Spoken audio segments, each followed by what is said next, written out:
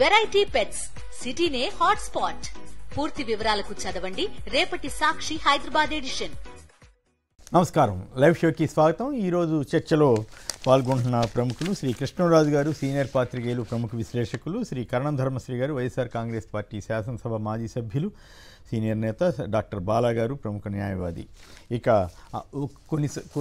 కొన్ని విశేషాలు చూసిన తర్వాత చర్చలోకి వెళదాం. రాష్ట్ర ప్రయోజనాలే పరమావధి, ఎంపీలకు వైఎస్ జగన్మోహన్ రెడ్డి దిశానిర్దేశం అంటూ ఎంపీలతో జరిగిన సమావేశం మీద కథనాన్ని ఇచ్చారు. ఇక నిన్నంతా ఎల్లో మీడియా గోలగా ఏదో జగన్కి అదానికి సంబంధం అది ఏంటో అమెరికా కేసు అంతా ఈయనకి అంటగడుతూ రాశారు కదా. దాని మీద వైఎస్ఆర్ కాంగ్రెస్ పార్టీ చాలా స్పష్టంగా చెబుతూ సెక్కీతోనే ఒప్పందం, ప్రభుత్వానికి అదానీతో ఏం సంబంధం, కేంద్ర ప్రభుత్వంతో రాష్ట్ర విద్యుత్ కొనుగోలు ఒప్పందం, అత్యంత తక్కువగా యూనిట్ ధరకు ₹2.49 సరఫరా చేసేలా ఒప్పందం చేసుకుంటే, ఆ రోజుల్లో యూనిట్ ధర ₹5.10 ఉంటే కేవలం ₹2.49 ఒప్పందం చేసుకోవడం ద్వారా 3,700 కోట్లు ఆదా చేయగలిగామని చెప్పి ప్రభుత్వం ఆ రోజు ఉన్నటువంటి ప్రభుత్వంలో ఉన్నటువంటి పరిస్థితి మీద సాక్షి కథనాన్ని ఇచ్చింది. అదానీ సంస్థలతో ప్రభుత్వం ఎలాంటి ఒప్పందాలు చేసుకోలేదు. గత ప్రభుత్వంపై వస్తున్న ఆరోపణలో వీసమెత్తు వాస్తవం లేదు. వైఎస్ఆర్ కాంగ్రెస్ పార్టీ స్పష్టీకరణ. సంప్రదాయానికి తూట్లు, పిఎస్సి చైర్మన్ పదవి వైఎస్ఆర్ కాంగ్రెస్కి దక్కకుండా తెలుగుదేశం కూటమి వారు ప్లాన్ చేస్తున్నటువంటి వైనం పైన కథనాన్ని ఇచ్చారు. పెద్దిరెడ్డి రామచంద్రారెడ్డి గారు నామినేషన్ వేయడానికి కూడా ఆయనకి అనేక రకాల ఆటంకాలు, ఆఫీసర్లు అందుబాటులో లేకపోవడం, ఇట్లాంటివి ఎన్నో జరిగినాయి.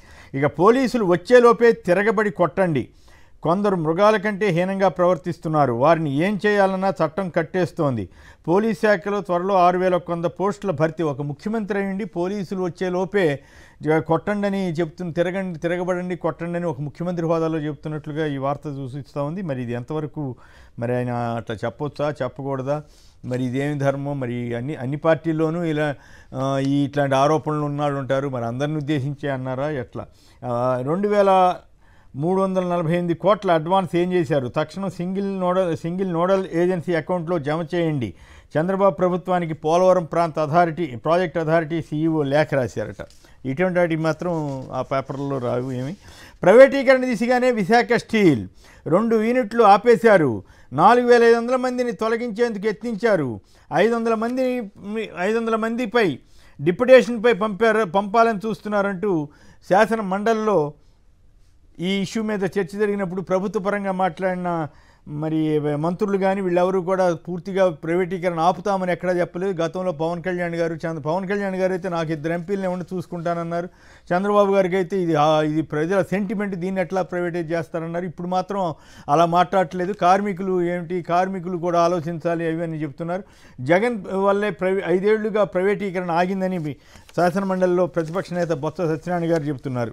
మైకా గన్లో టీడీపీ రౌడీల విధ్వంసం అంటూ కథనాన్ని ఇచ్చారు. నెల్లూరు జిల్లాకు సంబంధించి, తిరుపతి జిల్లాకు సంబంధించి బాలికపై గ్యాంగ్ రేప్ ఆగట్లేదు. ఏపీలో ఈ అరాచకాలు, కడప జిల్లాలో దారుణం జరిగిందంటూ ఓ కథనాన్ని ఇచ్చారు.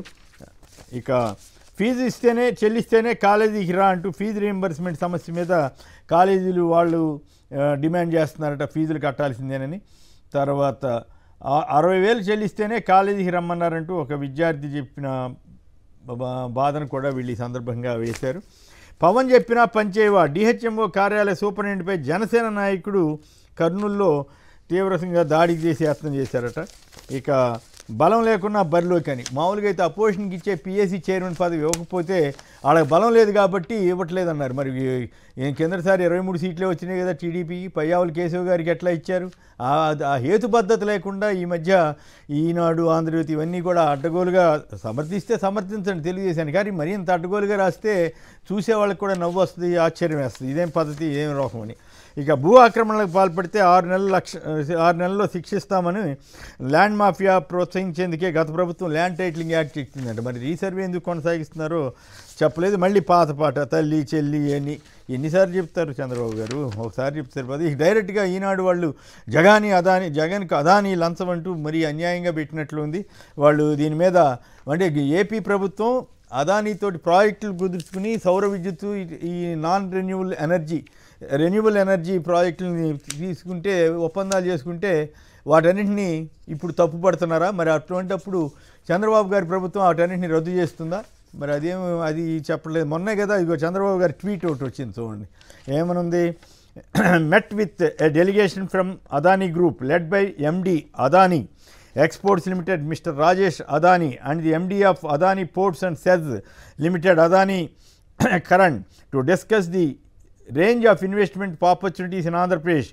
Their presentation covered projects with the potential to drive comprehensive growth across the state in the key sectors such as ports, mining, ring road, IT, tourism and AI. They also expressed their commitment to rebuilding Amravati as well as our vision for Swarnandhra Pradesh అని చంద్రబాబు గారే స్వయంగా చెప్పారు. మరి ఇప్పుడు అదానీ వాళ్ళతోటి ఒప్పందాలన్నీ రద్దు చేసుకుని అసలు అదానీ వద్దని చెబుతారా?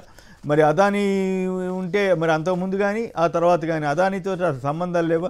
ఒకవేళ ఆ ఒప్పందంలో ఏదైనా ఉంటే సెంట్రల్ గవర్నమెంట్ సెక్కీతో అంటే సోలార్ పవర్ ఎనర్జీ కార్పొరేషన్ తోటి ఉంటే మోడీ మీద ఆరోపణ చేయకుండా వీళ్ళు జగన్ గారి మీద వీళ్ళ మీద ఎందుకు ఆరోపణ చేస్తున్నారు, ప్రచారం చేస్తున్నారో అర్థం కాదు. సరే, డిబేట్లో దాని గురించి మాట్లాడండి.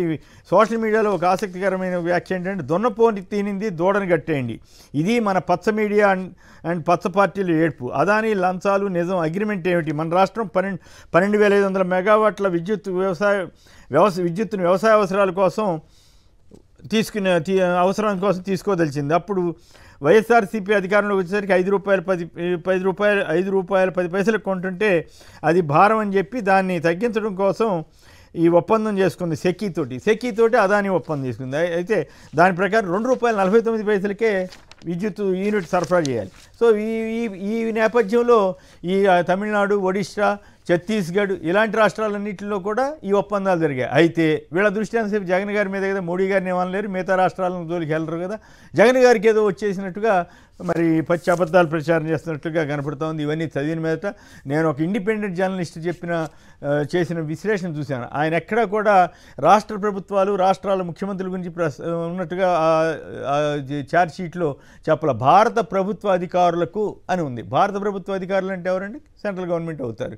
మరి ఆ విషయాన్ని వదిలేసి వీళ్ళు కావాలని జగన్ గారి మీద బురదల్లే కార్యక్రమంలాగా కనపడతా ఉంది. మరి దీనిపైన కొన్ని వీడియోలు కూడా చూద్దాం. పవన్ కళ్యాణ్ గారు వాలంటీర్లకు ఎలాంటి హామీ ఇచ్చారు, అలాగే రాచకొండ శివప్రసాద్ రెడ్డి గారు ఈ మద్యాన్ని ఎట్లా గతానికి ఇప్పటికి పోల్చి చెప్పింది, అలాగే చంద్రబాబు మన కన్నబాబు గారు ఈనాడు రాస్తున్నటువంటి వార్తల మీద చేసిన వ్యాఖ్య, ఈ 3-4 వీడియోలు చూసిన తర్వాత చర్చలో పెడదాం. నిన్ననే నేను చూసా ఈనాడులో, ఇవాళ ఒకటి వచ్చింది. చంద్రబాబు నాయుడు గారు నిన్న అసెంబ్లీలో మాట్లాడిన వారి విజయాల జాబితా ఒకటి రాశారు. చాలా సంతోషం. ఇవన్నీ విజయాలని మీరు అనుకుంటున్నారంటే ప్రజలందరూ కూడా సంతోషించాల్సిందే. మెగా డిఎస్సీ మీద తొలి సంతకం పెట్టాడంట ఆయన. 6 నెలలు అయింది, దిక్కు మొక్కు లేదు, అది విజయం అంటారు. తొలి సంతకానికి 6 నెలల వరకు దిక్కు లేకపోతే దాన్ని విజయం అని ఎవడని చెప్తాడా? మెగా డిఎస్సీ వాలంటీర్స్కి నేను ఒకటే చెప్తున్నా, వాలంటీర్స్కి వాళ్ళ మంత్రులు మాట్లాడుతూ ఉన్నారు, 1,00,000 మంది మహిళలు ఉన్నారు వాలంటీర్లో అని. అమ్మ, నేను ఒక అన్నగా చెప్తున్నా, మీకు 5,000 వస్తే ఇంకో 5,000 ఇచ్చే మనసున్న వ్యక్తిని నేను ఎప్పుడు మీ పొట్ట కొట్టను. తల్లికి వందనం. ఎంతమంది పిల్లలుంటే అంతమందికి 1,500 ఇస్తాం, 15,000 ఇస్తాం. ఒక బిడ్డ ఉంటే 15,000, ఇద్దరుంటే 30,000, ముగ్గురుంటే 45,000, నలుగురుంటే 60,000. ఈ మందు తాగితే ఆయన చెప్పిన వీడియోలోనే మనం విన్నాము. ఒక పెగ్గేసుకుంటే ఏదో ఒళ్ళు నొప్పులు పోతే ఆయన తాగితే పర్వాలే, మరొక పెగ్గేసుకుంటే అట్టే నిద్రలో పోయే ప్రమాదం ఉంది, గోవిందా గోవిందా అని చెప్పినాడు. ఈ మందు తాగితే, జగన్మోహన్ రెడ్డి గారి ప్రభుత్వంలో ఈ మందు తాగితే మంగళసూత్రాలు తెగిపోతాయి ఆడపిల్లలు అని చెప్పినాడు. ఇది నాసిరకము, నాణ్యత లేనిది, విషం అన్నాడు. ప్రభుత్వం రాకముందు ప్రజల ఓటు అవసరమైనప్పుడు, ప్రభుత్వం ఏర్పడిన తర్వాత, ప్రజల అవసరం తీరిన తర్వాత ఇదే మంది విక్రయిస్తున్నాడు. ఇప్పుడు ఇది నాసిరకం కాదు, నాణ్యతనా అని అడుగుతా ఉన్నా. జగన్మోహన్ రెడ్డి ప్రభుత్వంలో ప్రభుత్వం విక్రయించినప్పుడు మాత్రం ఇది విషం. ఇదే మందును చంద్రబాబు నాయుడు ప్రభుత్వంలో ప్రైవేటు వ్యక్తులు అమ్మినప్పుడు ఇది అమృతమవుతుందే? ఇది అమృతం. రైట్. ఇక కృష్ణరాజు గారు, ముందుగా మీరు మాట్లాడండి. ఏంటి అదానీ వ్యవహారం? ఇట్లా కేంద్ర ప్రభుత్వానికి సంబంధించిన వ్యవహారంలో రాష్ట్రాల మీద, రాష్ట్రాల ముఖ్యమంత్రుల మీద, కేవలం జగన్ గారి మీద పడే ప్రత్యేకించి మరి ఈ అబద్ధాలా నిజాలా వాస్తవం ఏమిటి, మీకున్న విశ్లేషణ ఏమిటి? ఇదేమన్నా అక్కడ అమెరికా ఇంటర్నల్ రాజకీయాల కారణంగా మోడీ గారికి ట్రంప్కి మధ్య ఉన్న స్నేహం రీత్యా కూడా ఇట్లాంటివి ఏమన్నా జరిగే అవకాశం ఉందా? ఇప్పుడు అక్కడ ఉన్నది డెమోక్రటిక్ పార్టీ ప్రభుత్వం కాబట్టి మరి అట్లాంటి అవకాశాలు జనరల్గా ఉండవనేది ఈ టాక్. కానీ ఇప్పుడు ఈ రకమైనటువంటి ఈ టైంలో ఇది రావటం ఇవన్నీ, ఎందుకంటే ఒక ఇండిపెండెంట్ విశ్లేషకుడు మాట్లాడినప్పుడు ఈ ట్రంప్ వచ్చిన తర్వాత ఈ కేసులన్నీ ఏమవుతాయో అని కూడా అనుమానం వ్యక్తం చేశారు. సో అందువల్ల నాకు ఈ డౌట్ వస్తూ ఉంది, అక్కడ కూడా ఇట్లాంటి ఇంటర్నల్ రాజకీయాల వ్యవహారాలు నడుస్తాయా అని. మరి ఈ ఓవరాల్గా ఇప్పుడు వచ్చినటువంటి కవరేజీ ఎల్లో మీడియా నుండి వాళ్ళు రాస్తున్న వార్తల్లో ఎంతవరకు వాస్తవం ఉంది, వాస్తవ పరిస్థితి ఏమిటి? ముందుగా అందరికీ శుభోదయం కేసర్ గారు. నమస్కారం. ఈ వివాదానికి కేంద్ర బిందువు ఏమిటంటే అమెరికాకు చెందిన డిపార్ట్మెంట్ ఆఫ్ జస్టిస్. అయితే ఈ డిపార్ట్మెంట్ ఆఫ్ జస్టిస్కి మరో పేరు ఏమిటంటే అమెరికన్సే పెట్టారండి, డిపార్ట్మెంట్ ఆఫ్ అన్జస్టిస్. ఇదే పదాన్ని ఎలక్టెడ్ ప్రెసిడెంట్ డొనాల్డ్ ట్రంప్ గారు కూడా పదే పదే వాడారు. ఈ డిపార్ట్మెంట్ ఆఫ్ అన్జస్టిస్ అనేది తనను విచ్ఛాంటి చేస్తోంది అని కూడా ఆయన కోర్టులోనే ఆరోపించారు. అది ఈ అభియోగాలు ఎవరైతే మోపారో ఆ సంస్థ మీద ఉన్న అభియోగాలు. సరే, ఈ అభియోగాల్లో నిజం ఉందా?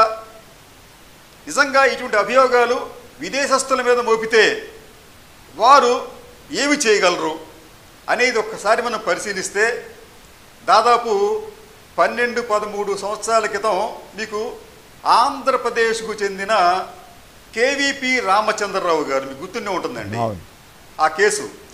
టైటానియం గనుల తవ్వకాలకు సంబంధించి మేము పర్మిషన్స్ ఇస్తామని చెప్పి ఒక అమెరికా బోయింగ్ సంస్థతో ఒప్పందం కుదుర్చుకున్నారు. దానికి ప్రతిఫలంగా కేవీపీ రామచంద్రరావు గారికి దాదాపు $18.5 మిలియన్ లంచం ఇచ్చారు అని చెప్పి సేమ్ ఇదే డిపార్ట్మెంట్ ఆఫ్ అన్జస్టిస్ అభియోగాలు మోపి ఆయనకు అక్కడ అరెస్ట్ వారెంట్లు జారీ చేసి రెడ్ కార్నర్ నోటీస్ కూడా జారీ చేసింది.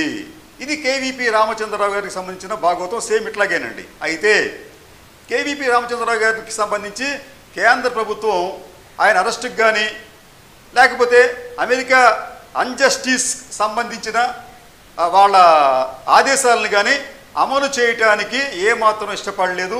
కేవీపీ రామచంద్రరావు గారికి సంబంధించి ఇప్పటి వరకు ఆయన ఈ అభియోగాలకు తావు లేకుండానే ఆయన జీవిస్తున్నారు. అంటే అమెరికాకు సంబంధించిన ఈ డిపార్ట్మెంట్ ఆఫ్ అన్జస్టిస్ ఏదైతే ఉందో వారికి సంబంధించిన ప్రకటనలు, వారు నమోదు చేస్తున్న కేసులు ఇవన్నీ కూడా ఆ ఇండియాకు సంబంధించి చెత్త బుట్టలో పడేయటం తప్ప వాటికి ఈసమంతైనా విలువ లేదు. అదండి, అదొకటి. రెండోది అంటే ఈ కేసుకు సంబంధించి ఆంధ్రప్రదేశ్లో ఒక ముఖ్యమైన వ్యక్తికి, ఒక ముఖ్యమైన అధికారికి లంచాలు ఇచ్చారు. ఎవరిచ్చారు లంచాలండి? ఎందుకు ఇస్తారు లంచాలు? ఇది ఒకసారి మనం గమనిస్తే అదానీ గ్రీన్ ఎనర్జీకి సంబంధించి వారి మొత్తం పెట్టుబడులు అంటే సోలార్ విద్యుత్ కావచ్చు, ప్రధానంగా విండ్ పవర్ కావచ్చు అండి, ఇటువంటి ఈ గ్రీన్ ఎనర్జీకి సంబంధించి అదానీ గారు మొత్తం మీద 2.30 లక్షల కోట్లు పెట్టుబడులు పెట్టారండి. దీంట్లో మనకు అమెరికా నుంచి వచ్చింది, ఈ ప్రాజెక్టులకు సంబంధించి అమెరికా నుంచి వచ్చింది మనకు కేవలం 1600 కోట్లు. ఇది గమనించాలి సార్, ఇది అమెరికా నుంచి మనకు వచ్చింది 1600 కోట్లు మాత్రమే. ఇది అదానీ గారికి మనకు వచ్చింది కదండి. రెండోది, ఈ అభియోగాలు ఏమవుతున్నాయంటే ఈ టోటల్గా ఇండియాలోని రాజకీయ ప్రముఖులకు, అధికారులకు అదానీ దాదాపు 2095 కోట్లు లంచాలుగా ఇచ్చింది అన్నది అభియోగం. దీంట్లో ఆంధ్రప్రదేశ్కు చెందిన ఒక ప్రముఖుడికి 1750 కోట్లు ఇచ్చారన్నది అభియోగం. అసలు మీకు అమెరికా నుంచి వచ్చిన పెట్టుబడిలే 1600 కోట్లయితే ఇండియాలో అదానీ 2095 కోట్లు లంచాలు ఇచ్చారని చెప్పి ఎలా చెబుతుంది ఈ డిపార్ట్మెంట్ ఆఫ్ అన్జస్టిస్? సరే, దీనికి సంబంధించి ఇక్కడ ఇంకొకటి ఏంటంటే ఈ రోజున మనం ఈ డిపార్ట్మెంట్ ఆఫ్ అన్జస్టిస్ మీద కూడా భారతదేశంలో అధికారులు కేసులు నమోదు చేయాలి. ఎందుకు నమోదు చేయాలంటేనండి, వీరు మన అనుమతి లేకుండా, మన ప్రమేయం లేకుండా మన కమ్యూనికేషన్ పరికరాలను ట్యాప్ చేశారు. ఇటువంటి ట్యాప్ చేసినందుకు ఇండియన్ టెలిగ్రాఫ్ యాక్ట్ 148A దాని ప్రకారం చేయొచ్చండి. అలాగే వ్యక్తిగత గోప్యతను హరించే విధంగా ఉన్న వారి చర్యలు మన ప్రాథమిక హక్కులు భంగం కలిగిస్తున్నాయి కాబట్టి దాని మీద కూడా ఈ డిపార్ట్మెంట్ ఆఫ్ జస్టిస్ సంబంధించి వారి మీద కూడా మనమే కేసులు నమోదు చేయాలి. ఎందుకంటే వాళ్ళు ఇచ్చిన రిపోర్ట్లో ఏం చెప్పారంటే, ఈ లంచాలకు సంబంధించిన వివరాలను స్మార్ట్ ఫోన్లలో మార్పిడి చేసుకున్నారు ఇండియాలో అంట. అంటే ఈ సమాచారాన్ని ఒకరి నుంచి ఒకరు అందిపుచ్చుకున్నారంట ఈ సంబంధిత వ్యక్తులంతా కూడా. ఈ విషయం డిపార్ట్మెంట్ ఆఫ్ జస్టిస్కి ఎలా తెలిసిందండి? వాళ్ళు మన ఫోన్లు ట్యాప్ చేశారు. కాబట్టి భారతదేశం ఇమీడియట్గా ఈ డిపార్ట్మెంట్ ఆఫ్ జస్టిస్ అధికారుల మీద కేసులు నమోదు చేసి వారి మీద ఎక్స్ట్రాడిషన్ ఉంటే వారిని మన అమెరికా నుంచి భారతదేశం రప్పించాల్సిన అవసరం ఉంది. లేకపోతే ఇటువంటి అనవసరమైన అభియోగాలు వాళ్ళు పుంకానుగా మోపుతున్నారు. ఎందుకంటే భారతదేశంలో అదానీ అనే ఒక వ్యక్తి, ఆయన కారణంగా గ్రీన్ ఎనర్జీ అనేది చాలా తక్కువ రేటుకే లభిస్తుందండి. ఎంత తక్కువ రేటుకి లభిస్తుందంటే, గతంలో మీకు చంద్రబాబు నాయుడు గారు ఆయన అధికారంలో ఉన్నప్పుడు సోలార్ పవర్కు సంబంధించి అగ్రిమెంట్ కుదుర్చుకున్నారు 20 yearsకి. ఆయన ఒక్కొక్క యూనిట్కి ₹8.09 చెల్లిస్తామని చెప్పి అంగీకరించారండి. అలాగే మీకు విండ్ పవర్కు సంబంధించి ₹7.30 చెల్లిస్తామని చెప్పి ఒప్పుకున్నారు అక్కడ. కానీ జగన్మోహన్ రెడ్డి గారి హయాంలో దీనికి సంబంధించి ఈ సోలార్ ఎనర్జీ కార్పొరేషన్ ఆఫ్ ఇండియాతో డిస్కాములు కుదుర్చుకున్న ఒప్పందం కారణంగా ఆంధ్రప్రదేశ్కు ఈ సోలార్ ఎనర్జీ ₹2.49 లభించింది.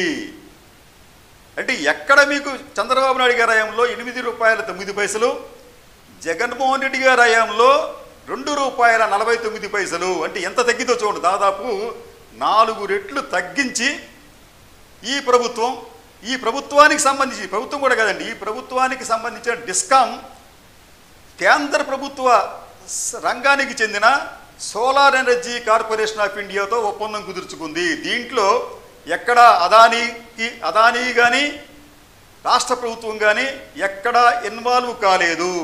ఇలాగా ఆంధ్రప్రదేశ్లో ఈ అత్యంత చౌకగా ఆంధ్రప్రదేశ్కి విద్యుత్ లభిస్తూ ఉంటుంటే, ఇంత తక్కువ రేటుకి విద్యుత్ లభిస్తూ ఉంటుంటే లంచాలు ఇచ్చేందుకు ఎవరికి మార్జిన్లు ఉంటాయి? లంచాలు ఇవ్వడానికి మార్జిన్లు ఉండాలి కదండి. వాడికి మనం రేట్లు ఎక్కువిస్తే లంచాలకు ఇచ్చే అవకాశం ఉంటుంది. ఇక్కడ రేట్లు తగ్గించిస్తూ ఉన్నప్పుడు ఎక్కడ అవకాశం ఉంటుంది? ఇంకో విషయం సార్, ఇక్కడ మీకు ఇంత చెప్పాను కదా, ఈ అమెరికా సంస్థలు అదానీతో పాటు భారతదేశాన్ని అస్తిత్వం పాలు చేసే ప్రయత్నాలు గతంలో అనేకం చేశాయి, ఇంకా చేస్తూనే ఉన్నాయి. ఈ రీసెంట్గా మీకు ఆ హిండెన్బర్గ్ అని చెప్పి అదొక సంస్థ, చిన్న సంస్థ, అది షార్ట్ సెల్లర్ సంస్థది. వాళ్ళు కూడా ఇటువంటి అభియోగాలు ఇవ్వటం వల్ల అదానీ ఆదాయం వారు విజయవంతంగా పడగొట్టగలిగారు. మరో విషయం ఏంటంటే, ఈ మన డిపార్ట్మెంట్ ఆఫ్ జస్టిస్ దీనికి అనుబంధంగా ఉన్న అమెరికా అటార్నీ బ్రియాన్ పీస్ అనే వ్యక్తి చాలా కాలం నుంచి ఇండియాకు వ్యతిరేకంగానే వ్యాఖ్యలు చేస్తున్నారు, ఇండియాకు వ్యతిరేకంగా పనిచేస్తున్నారు. ఇవన్నీ చూస్తూ ఉంటుంటే ఇది ఒక పెద్ద కుట్ర. ఈ కుట్రకు భారతదేశం బలి కావాల్సిందని వారు భావిస్తున్నారు. కానీ భారతదేశం ఇటువంటి కుట్రలను ఎన్నో ఎదుర్కొంది. మూడోసారి ఫైనల్గా మీకు దీంట్లో నిజంగా లంచాలు ఇచ్చి ఉంటే ఏం జరిగేదండి? ఆంధ్రప్రదేశ్లోని తెలుగుదేశం పార్టీ రెడీగా ఉంటుంది కదండి, వారు రెడీగా ఉంటారు. ఏదైనా జగన్మోహన్ రెడ్డి మీదుగా ఇంకో మీద ఏదైనా జరిగితే రెడీగా ఉంటారు వాళ్ళు. అటువంటి ఈ తెలుగుదేశం పార్టీ కూడా ఈ వివాదానికి సంబంధించి ఇప్పటి వరకు ఎటువంటి వ్యాఖ్యలు చేయలేదు. వెయిట్ అండ్ సీ, మేము పరిశీలిస్తాం. ఏంటి పరిశీలించేది? మీ దగ్గర ఆధారాలు లేవు, వాళ్ళ దగ్గర ఆధారాలు లేవు, కాబట్టి వీళ్ళందరూ కూడా గప్చిప్గా ఉన్నారు. జాతీయ స్థాయిలో కూడా ఈ ఎన్డీఏ చెప్పండి కంటిన్యూ కంప్లీట్ చేయండి పర్వాలేదు. జాతీయ స్థాయిలో కూడా ఎన్డీఏకి సంబంధించి ఇది మోడీ గారు కూడా ఈ వివాదానికి సంబంధించి వెంటనే ఆయన కూడా చర్యలు తీసుకోవాలి. ఆ చర్యలు ఏమిటంటే, ఇటువంటి ప్రయత్నాలు చేయటం వల్ల భారతదేశ ఆర్థిక వ్యవస్థ అస్తవ్యస్తంగా మారే ప్రమాదం ఉంది. కాబట్టి ఈ డిపార్ట్మెంట్ ఆఫ్ అన్జస్టిస్కు సంబంధించిన బాధ్యులపై కేసులు నమోదు చేయాలి. ఈ కేసులో ఎటువంటి పసా లేదు. వీరు ఈ కేసు ద్వారా వారు తాత్కాలికంగా అదానీని ఇబ్బంది పెట్టగలరేమో కానీ ఎవరి ఇమేజ్ని వారు టానిష్ చేయలేరు. ఎవరు కూడా ఇంత పెద్ద మొత్తాలను లంచాలుగా ఇచ్చినట్లు చూపించలేరు. ఇంకో విషయం చేస్తారు మీకు, మనం ఇండియాకు వచ్చేటప్పటికేమో లంచాలని చెప్పి అంటారండి వాళ్ళు అమెరికన్స్. అదే అమెరికాలో అయితే లాబియింగ్ చేయటం, అది ఇంకొక వర్డ్, అంటే వాళ్ళైతే సాఫిస్టికేటెడ్ గా ఓట్స్ ఉపయోగిస్తారు లాబియింగ్ అని, దాన్ని ఖర్చు పెట్టచ్చు అంట. ఇక్కడ మాత్రం ఇండియా లాంటి కంట్రీస్కి వచ్చేటప్పటికి లంచాలు అనే మాట వాడతారు. అక్కడ మీరు ఏది ఏమైనప్పటికీ కూడా ఈ కేసులో ఆంధ్రప్రదేశ్ ను అలాగే కొన్ని రాష్ట్రాలను ఇన్వాల్వ్ చేయడం అనేది అమెరికా యొక్క బాధ్యతారాహిత్యమైన చర్య కాదండి. ఎక్స్ట్రా టెరిటోరియల్ జ్యూరిస్డిక్షన్ అనే ఒక మాట ఉంది, దానిని కూడా వాళ్ళు పరిధిని అతిక్రమించి చేస్తున్నారు. కాబట్టి దీని గురించి మనమే ఆందోళన చెందక్కర్లేదు. కేసీఆర్ గారు ఆందోళన చెందక్కర్లేదు, వాస్తవమే. ఇప్పుడు గతంలో మొన్న అమెరికా ఎలక్షన్స్కి ఎన్ని వేల కోట్లు, లక్షల కోట్లు అంట కదా ఖర్చు పెట్టింది. ఆ లక్షల కోట్లన్నీ ఎట్లా వచ్చినాయి ఏం కదా అనేది వాళ్ళకి ఏమి ఇబ్బంది కాదు, వాటి మీద ఎంక్వైరీలు జరగవు. ఇక్కడ సెంట్రల్ గవర్నమెంట్ ద్వారా తీసుకున్నటువంటి ప్రాజెక్టుల మీద డబ్బులు ముడుపులు ఇచ్చారని వాళ్ళు రాయటం ఏంటో అర్థం కావట్లేదు. ఇప్పుడు నా ప్రశ్న ఏమంటే, చంద్రబాబు నాయుడు గారి ప్రభుత్వం కానీ ఎల్లో మీడియా సలహా ఇస్తుందా, అదానికి ఇచ్చిన ప్రాజెక్టులన్నీ రద్దు చేసేయండి, ఇదంతా అవినీతి అని వచ్చింది కాబట్టి, అమెరికా వాడు ఎవడో చెప్పాడు కాబట్టి రద్దు చేస్తారా? మొన్న అదానీతోటి చంద్రబాబు గారు భేటీ అయినప్పుడు ఇక ఇండస్ట్రీస్ ఏమి తీసుకోనని చెప్తారా? ఇవన్నీ కూడా అసలు ఎక్కడ కూడా జగన్ గారి పేరే లేకపోయినా కూడా వీళ్ళు ఎందుకు పేరుతో సహా ఎట్లా రాస్తారు? మరి మిగతా రాష్ట్రాల ముఖ్యమంత్రుల పేర్లు ఎందుకు రాయలేదు? ఒకవేళ డబ్బులు విదేశాల నుంచి వచ్చి ఉంటే కేంద్ర ప్రభుత్వానికి తెలియకుండా రావు కదా. మరి మోడీ గారి మీద కూడా ఎందుకు ధైర్యంగా ఆరోపణ చేయలేకపోయారు? కాంగ్రెస్ పార్టీ చేస్తున్నట్లుగా ఇక్కడ ఈనాడు, ఆంధ్రజ్యోతి ఇటువంటి వాళ్ళు చేసి ఉండొచ్చు కదా. ఖచ్చితంగా సార్. దీనికి సంబంధించి ఈ తెలుగు పత్రికల్లో ఒక వర్గం పత్రికల అత్యుత్సాహం, ఒక పత్రిక అంటే ఈనాడు వారు జగన్కు అదానీ లంచం 1,750 కోట్ల రూపాయలు నిర్ధారించేశారు. వాళ్ళు న్యాయం తీర్పు కూడా ఇస్తారు, అక్కడ తీసేసుకున్నారని చెప్పి. ఆంధ్రజ్యోతికి వచ్చేటప్పటికి జగన్ అదానీ లంచాల కహాని అని చెప్పి వాళ్ళు ఏదో ప్రాస వచ్చే విధంగా వాళ్ళు పెట్టారు అక్కడ. అది అయితే వీళ్ళకి మీరు చెప్పినట్టు నిజంగా దీంట్లో పసుండి ధైర్యం ఉంటే ఎన్డీఏ ప్రభుత్వాన్ని అలాగే మోడీ గారిని కూడా వారు క్వశ్చన్ చేయమని చెప్పండి, చూద్దాం. ఆ పని చేయలేరు వాళ్ళు. రైట్. కర్నూలు నుంచి మల్లికార్జున్ గారు. మల్లికార్జున్ గారు నమస్కారం, మాట్లాడండి. నమస్తే సార్. ఇప్పుడు సెంట్రల్ గవర్నమెంట్ ఎన్డీఏ వాళ్ళు ఉన్నారు, రాష్ట్ర ప్రభుత్వం తెలుగుదేశం ప్రభుత్వం ఉంది. ఈ రెండు ప్రభుత్వాలు ఏ చిన్న అవకాశం దొరికినా జగన్ తన క్యారెక్టర్ ను అసాసినేషన్ చేయాలని విశ్వ ప్రయత్నంలో ఉన్నారు కదా. ఇంత పెద్ద ఇష్యూ జరిగితే ఆయన ఒక నిమిషం ఉండనిస్తారు సార్. చిన్న ఈ సోషల్ యాక్టివిటీస్ చిన్న కేసులు పెట్టి వేధిస్తున్నారు. ఇట్లా పెద్ద ఎత్తున ఇంత కుంభకోణం జరిగిందని ఇంత పెద్ద పేపర్లని ఎంత గ్లోబల్ ప్రచారం అంటే సార్, మళ్ళా ఏడ పుంజుకోవద్దు అనే విధంగా ఇప్పుడు ఈ ప్రభుత్వం మీద వ్యతిరేకత వచ్చింది సార్ ఈ 6 నెలలలో. అందుకని ఇటువంటివన్నీ కథలు చేస్తున్నారు.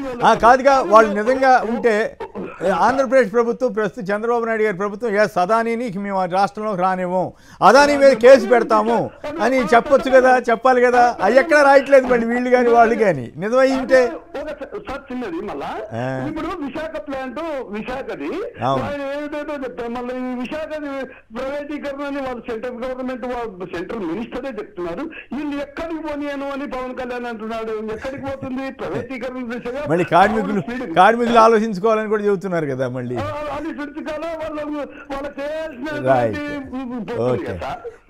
రైట్. బాలా గారు మీరు మాట్లాడండి దయచేసి. మీకేం అర్థమైంది ఒక లాయర్గా ఈ కేసుని మీరు ఎట్లా స్టడీ చేస్తారు? ముందుగా మీకు ప్యానెల్లో ఉన్న సభ్యులందరికీ గుడ్ మార్నింగ్ అండి, అలానే వీక్షించే ప్రజలకు కూడా. సార్, ఇది సర్వసాధారణంగా ఏ కంపెనీ, ఈవెన్ మీరు కంపెనీ పెట్టినా నేను కంపెనీ పెట్టినా సమ్ టైమ్స్ సెబీ అంటే మన ఇండియాలో సెబీ ఎలా అయితే ఉంటుందో అక్కడ కూడా సెక్యూరిటీ ఎక్స్చేంజ్ అనేది కామన్ గా ఉంటుంది. ఇదంతా ఓన్లీ జస్ట్ వెరిఫికేషన్స్ టైంలో ఏదన్నా కొన్ని మిస్యూజెస్ అంటే ప్రాసెస్ లో మిస్యూజెస్ జరిగినప్పుడు కామన్ గా ఫైన్ అనేది వేస్తుంటుందండి. ఈవెన్ మనం కూడా చేస్తుంటాం. జిఎస్టీ కట్టకపోయినప్పుడు లేట్ గా పెనాల్టీస్ వేసినప్పుడు లేకపోతే లేట్గా ఇచ్చేసినప్పుడు అలాంటి సందర్భాలలో వచ్చే కేసు. ఇది కంప్లీట్ గా సెక్యూరిటీ ఎక్స్చేంజ్ కి సంబంధించింది.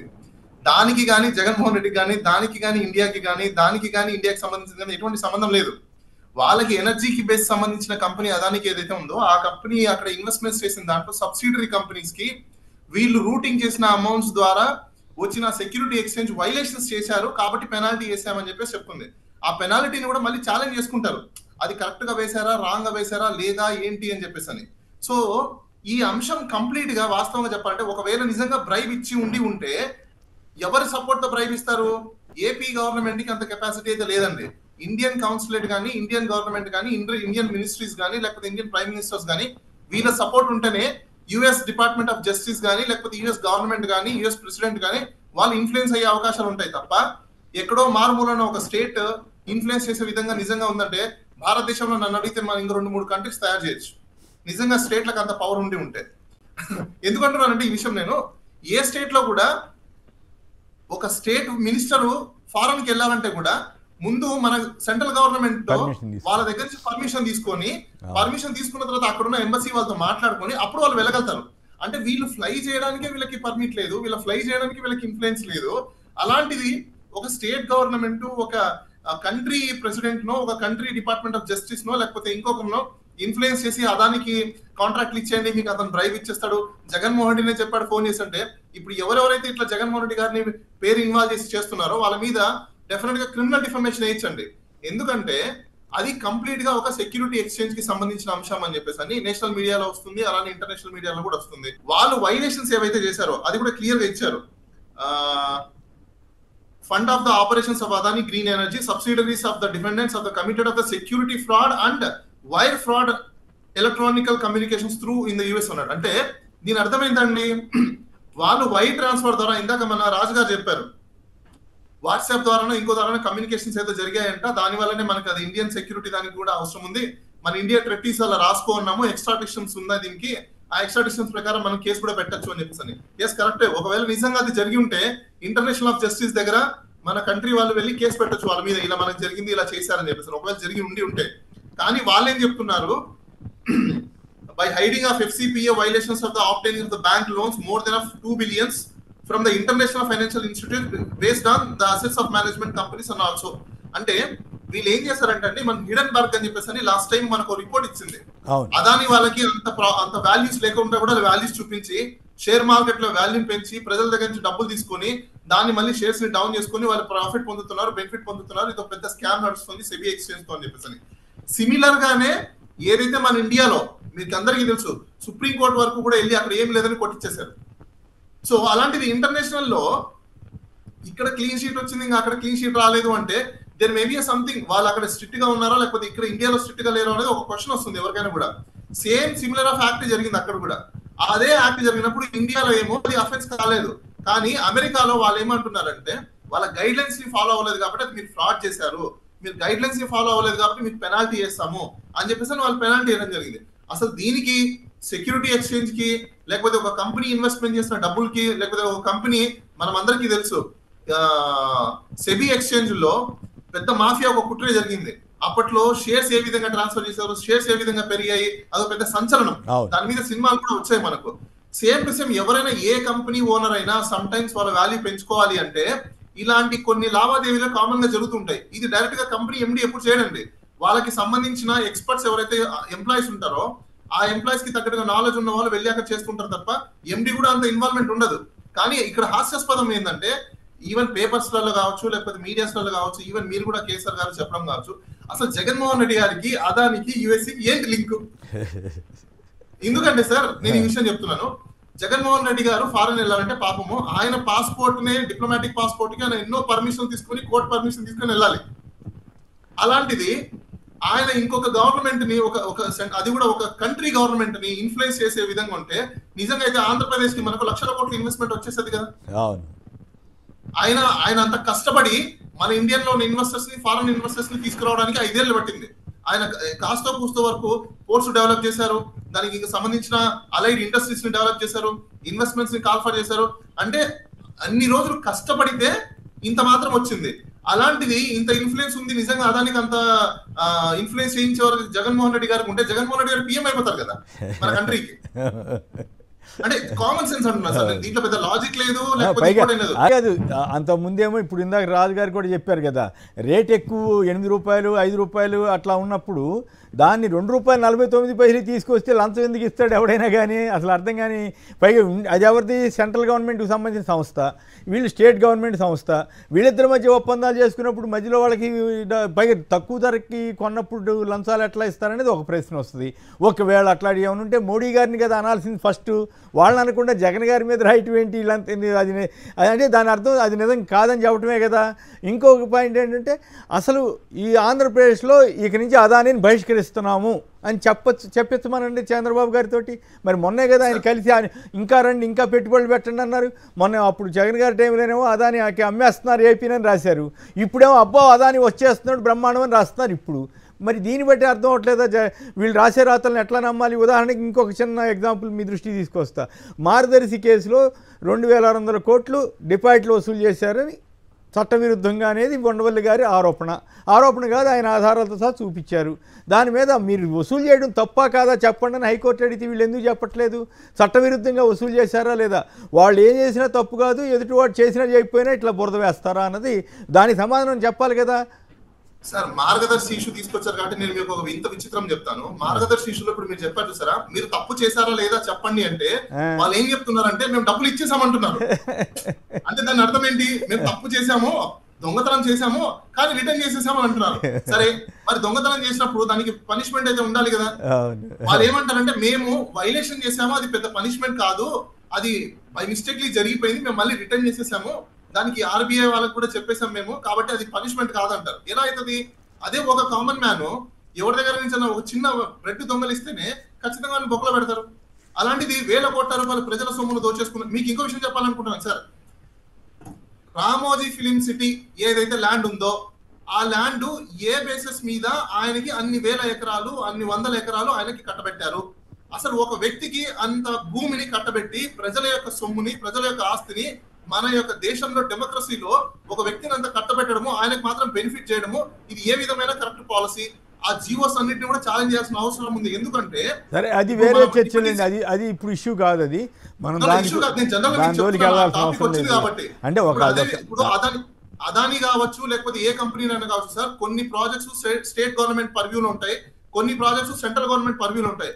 సెంట్రల్ గవర్నమెంట్ పర్వ్యూలో ఉన్న ప్రాజెక్ట్స్ ఏమన్నా కూడా స్టేట్ గవర్నమెంట్ ఓన్లీ క్లియరెన్స్ మాత్రమే ఇవ్వాలి, వాళ్ళకి ఎటువంటి రోల్ ఉండదండి, ఓన్లీ సెంట్రల్ గవర్నమెంట్ కి రోల్ ఉంటుంది. ఇప్పుడు ఈ అదానికి సంబంధించింది కూడా పోర్ట్స్ కానీ ఇలాంటివన్నీ స్టేట్ గవర్నమెంట్ వాళ్ళకి ప్రపోజల్ ఇస్తుంది, ప్రపోజల్ ఇచ్చి క్లియరెన్స్ మాత్రమే ఇస్తుంది.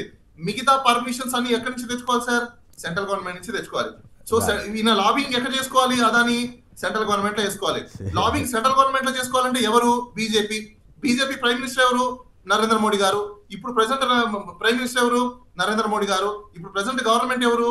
కూటమితో ఎన్డీఏలో భాగస్వామి ఎవరున్నారు? డిప్యూటీ సీఎం పవన్ కళ్యాణ్ గారు ఉన్నారు, చంద్రబాబు నాయుడు గారు టీడీపీ నుంచి ఉన్నారు, జనసేన నుంచి పవన్ కళ్యాణ్ గారు ఉన్నారు. మరి వీళ్ళిద్దరు కదా నిజంగా ఒకవేళ స్కామ్ అది జరిగి ఉంటే, లేదంటే అదానికి నిజంగా అక్కడ ఒకవేళ ఆయన ఫ్రాడ్ చేసి ఉంటే ఈ కూటమి ప్రభుత్వం కదా రెస్పాన్సిబిలిటీ తీసుకోవాలి. కాదు ఇందులో ఏమాత్రం నిజం ఉన్నా సరే చంద్రబాబు గారు అర్ధరాత్రి నిన్న పొద్దునుంచి నడుపుతూనే ఉన్నారు కదా. అసెంబ్లీలో అయినా మాట్లాడేవారు, బయట అయినా మాట్లాడేవారు, ఇంకేముందని ఇరుసుపడేవాళ్ళు కదా. మరి ఎందుకు ఆయన మాట్లాడలేదు? ఎల్లో మీడియా మాత్రం జగన్ గారిని మీద విపరీతమైన బురద వేసే ప్రయత్నం చేస్తోందని ఇక్కడ మనకి అనిపించట్లేదా? సార్ నేనైతే ఒకటి స్ట్రైట్ గా చెప్పాలనుకుంటున్నా, ఎందుకంటే వైఎస్ఆర్ కాంగ్రెస్ పార్టీ అనవసరంగా అఫెండింగ్ చేయకుండా డిఫెన్స్ లోకి వెళ్తుందని నేను అనుకుంటున్నాను. ఎందుకంటే గవర్నమెంట్ చేసే తప్పుల మీద అఫెన్సులు చేయడం పక్కన పెట్టేసి వాళ్ళు చేసే పనికి మాలిన కామెంట్స్ కి పనికి మాలిన ఇష్యూస్ మీద డిఫెన్స్ లోకి వెళ్ళిపోయి దాని ఎక్స్ప్లెనేషన్ తీసుకోవడం వల్ల నిజంగా వాళ్ళు చేసే తప్పుల్ని బయట పెట్టలేకపోతున్నారు అని చెప్పి నేను భావిస్తున్నా. ఎందుకు భావిస్తున్నానంటే సార్, మనము రాష్ట్రము ఏర్పడిన తర్వాత జూన్ నుంచి అమ్మాయిల మీద అరాచకాలు కావచ్చు, మానభంగాలు కావచ్చు, మర్డర్లు కావచ్చు, శాండ్ మాఫియా కావచ్చు, లిక్కర్ అయితే ఇంకా అసలు మనం చెప్పనక్కర్లేదు. ఒక చిన్న లాజిక్ పాయింట్ చెప్తాను సార్, లిక్కర్ లో ఆంధ్ర ప్రజలు అందరూ కూడా తెలుసుకోవాలి. ఈ రోజు వరకు కూడా డిస్టిలరీస్ ఏవి మారలా, మ్యానుఫ్యాక్చరింగ్ యూనిట్స్ ఏవి మారలా, మ్యానుఫ్యాక్చరింగ్ లో పనిచేసే మేనేజ్మెంట్ ఎవరు మారలా, అందులో వాడే ఇంగ్రీడియంట్స్ ఏవైతే ఉంటాయో రా మెటీరియల్ ఏదైతే ఉందో అది ఏవి మారలా. మరి మారకుండా గత ప్రభుత్వంలో చేసిన లిక్కర్ తాగితే చనిపోవడం ఏంటి, ఈ ప్రభుత్వంలో లిక్కర్ చేస్తే స్వచ్ఛమైన నాణ్యమైన లిక్కర్ ఏ విధంగా తయారైంది? అదే లిక్కర్ మళ్ళీ ఇప్పుడు వచ్చేసరికి స్వచ్ఛమైపోయింది. అదే లిక్కర్ ని పంపిస్తున్నప్పుడు మరి ఇది హ్యూమన్ చీటింగ్ కాదా, డొమెస్టిక్ చీటింగ్ కాదా? ఇది ఏం చేస్తాం ఇప్పుడు అధికారంలో ఉన్న వాళ్ళకి వెళ్తే అది కాదు బాలగారు, అధికారంలో వెళ్తే ఇప్పుడు కేసుల మీద కేసులు పెట్టి అందరినీ భయపెడుతున్నారు కదా. అందువల్ల మరి ఆ మనం కంట్రోల్ చేసే పరిస్థితి ఉన్నప్పుడు ఎవరేం మాట్లాడతారు? రైట్. పవన్ గారు హైదరాబాద్ నుంచి. పవన్ గారు నమస్కారం, మాట్లాడండి. అండి మేము ఇక్కడ తెలంగాణలో ఉండి అక్కడ ఏపీ పేపర్ పాపం జగన్మోహన్ రెడ్డి మీద వేస్తున్న అభాండాలను చూసి మాకే సిగ్గేస్తున్నదండి. ఇక్కడ తెలంగాణ పబ్లిక్ ఉండి ఒక నాయకుడిని పట్టుకొని వాళ్ళు అతని మీద బురద జల్లడానికి ఎన్ని మీడియాలు ప్రయత్నిస్తున్నాయంటే పాపము. ఇది మన ఇప్పుడు అదాని గురించి ఉంది కదా సార్ టాపిక్, మరి ధారావి మీద శ్రీలంకల దాని మీద గవర్నమెంట్ మీద మళ్ళా మొన్న ఈడెన్బర్గ్ మీద ఇవన్నీ ఆరోపణలు ఉన్నాయి కదా, అది ఎందుకు చెప్పట్లేరు సార్ వీళ్ళు కూర్చొని? కానీ ఒక్క పర్సన్ ని ఓడగొట్టడానికి ఇంత ఓడిపోయిన తర్వాత కూడా ఇంతగా వెంటాడుతున్నారంటే ఆయన ఎంత శక్తిమంతుడు అన్న సంగతి అర్థమవుతా ఉంది. వీళ్ళు వైఎస్ఆర్ కాంగ్రెస్ పార్టీ కూడా వాళ్ళ మీద స్ట్రిక్ట్ యాక్షన్ తీసుకోవాలి సార్. ఇట్లా కుదరదు, వాళ్ళకి టిట్ ఫర్ టాట్ ఉంటేనే సెట్ అవుతారు, లేకపోతే కారు. రైట్, చూద్దాం అవన్నీ పార్టీ వాళ్ళు చూసుకుంటారు. ఇక ధర్మశ్రీ గారు చెప్పండి, ఏంటి ఈ ఆరోపణలు, ఈ గొడవ, వీటి మీద మీ కామెంట్ ఏమిటి? ఇప్పుడు ఇందాక లాయర్ గారు బాలా గారు చెప్పినట్టు జనరల్ గా మన మీద కామెంట్ ఏదో రకంగా బురద చెల్లాలి కాబట్టి అబద్ధానికి మించిన అబద్ధం అలా అబద్ధాలు ఆడుతూ అది నిజంగా ఒప్పించాలని చూస్తున్నారు. అది ఈనాడు, ఆంధ్రజ్యోతి వాళ్ళు లేదా TV5 వాళ్ళు చెప్పినంత మాత్రం ప్రజలు నమ్మే పరిస్థితి లేదండి. ఈ రోజు కాదు, రాజశేఖర రెడ్డి గారు ఉన్నప్పుడు కానీ కూడా ఆ పేపర్లు రెండు నమ్మే పరిస్థితి అన్ని నిజాలు కావని తేటతెల్లమైంది. అంటే మన కౌంటర్లు దానికోసం ఏంటంటే నిజమే డిఫెన్స్ లో పడిపోయి దానికోసం కౌంటర్లు ఇవ్వాల్సినటువంటి అవసరం లేదు. ఇక్కడ బేసికల్గా ₹5.10 ఉన్నటువంటి ఒక యూనిట్ ఛార్జ్, యూనిట్ మనం పవర్ పర్చేజ్ అగ్రిమెంట్లు కూడా రాసుకుంటారు. అది ఎవరు అయ్యాలో రాశారు? అది చంద్రబాబు నాయుడు అయ్యాలో. రాష్ట్రం 2004 ముందరే ఇలాగ ఇక్కడికి వచ్చేటప్పటికి, లేదంటే మన వైఎస్ఆర్ కాంగ్రెస్ పార్టీ అధికారంలోకి వచ్చేసరికి ఒక యూనిట్ ఛార్జ్ ఎంత పే చేసి వాడు తెలుసండి. అప్పుడు రాజశేఖర రెడ్డి గారు ఒక విప్లవం తీసుకొచ్చారు, ఉచిత విద్యుత్ అని. దానికి కావాల్సింది 12,500 మెగా యూనిట్స్ అవసరం కరెంటు, ఉచిత ఫ్రీగా అది ఇంప్లిమెంట్ చేయాలంటే. అది ఆ రోజు ఆయన మహానుభావుడు ఇంప్లిమెంట్ చేశారు కాబట్టి ఉచిత విద్యుత్తుని ఇప్పటికి కూడా తీయలేకపోయారు. కానీ మనం అధికారంలోకి వచ్చేసరికి వైఎస్ఆర్ కాంగ్రెస్ పార్టీ 2019లోకి అధికారంలోకి వచ్చేసరికి దానికి రాష్ట్రం నుండి సుమారు అదనంగా ఈ రోజు పే చేస్తున్నటువంటి అమౌంట్ కాక 3,500 కోట్ల పైన వాళ్ళకి పే చేసేవారు. దాని మీద అదనపు భారం మన మీద పడిపోయేది. అప్పుడు ఇది ఇది తగ్గించే భారం ఎలాగనేది గౌరవ ముఖ్యమంత్రి జగన్మోహన్ రెడ్డి గారు డిస్కషన్ చేసుకుని ₹5.10 యూనిట్ ఛార్జీ ఉన్నదాన్ని ₹2.49కి 22 మంది బిడ్డింగ్కి వస్తే 22 మంది బిడ్డింగ్ లో ఇది కేంద్ర ప్రభుత్వ సంస్థ ద్వారా వచ్చినటువంటి ఇదన్నమాట. కేంద్ర ప్రభుత్వం ఉంది. అది 12,500 మెగా యూనిట్స్ వ్యవసాయానికి మనకు ఫ్రీ ఉచిత విద్యుత్ అవసరం అండి. 12,500 మెగా యూనిట్స్ అవసరం, మెగావాట్స్. అది 2019కి వచ్చేసరికి ఎంత ఉండేది? ₹5.10కి విద్యుత్ మనం కొనేవాళ్ళం. అది కొనేదాన్ని మనం ఎంతవరకు తగ్గించామంటే కేవలం ఒక యూనిట్ తాలూకా ఛార్జీ ₹2.49 తక్కువ బిడ్డింగ్ ఎవరికైతే ఇచ్చారో అది ఆ సంస్థకి ఇవ్వడం జరిగింది. ఇచ్చినటువంటిది సోలార్ పవర్ ద్వారా వచ్చినటువంటిది అయితే దీన్ని కొనసాగించడానికి 10,000 మెగా యూనిట్స్ విద్యుత్తుని రాష్ట్రంలో సోలార్ పవర్ ద్వారా ఉత్పత్తి చేయాలనుకున్నది. అయితే విషయం ఏంటంటే ఇప్పుడు ఇక్కడికి వచ్చేసరికి మనం టెండర్లు ఎంతవరకు పిలుస్తాం? 2020 నవంబర్లో 6,400 మెగా యూనిట్స్ కి టెండర్లు పిలిస్తే 24 మంది బిడ్డింగ్ కి వెళ్తే అందులో ₹2.49 తక్కువ బిడ్డింగ్ ఎవరైతారో వాళ్ళకి ఇవ్వడం జరిగింది. ఇస్తే దానికి అన్ని కూడా లీగల్ గా అన్ని కూడా డిస్కస్ చేశారు. ఇది ఏంటి?